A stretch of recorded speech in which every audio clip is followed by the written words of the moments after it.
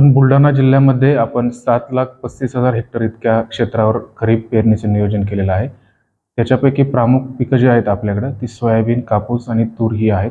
सोयाबीनचं साधारणतः 4,00,000 हेक्टर इतकं क्षेत्र, कापसाचं 1,98,000 क्षेत्र आणि तूर 85,000 हेक्टर इतक्या क्षेत्रावर पेरणीचं नियोजन आहे।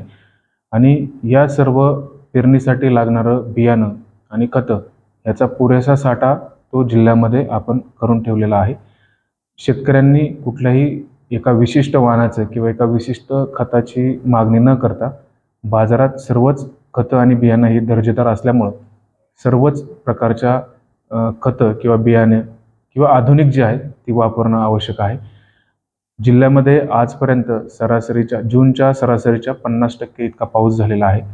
100 मिलीमीटर पाऊस आपल्या गावात किंवा आपल्या महसूल मंडळात झाल्याशिवाय शेतकरी बांधवांनी पेरणीसाठी जाऊ नये, जेणेकरून जमिनीमध्ये 2 ते 3 इंचाचा ओलावा निर्माण होऊन ते बीज अंकुरण्यासाठी त्याची मदत होईल।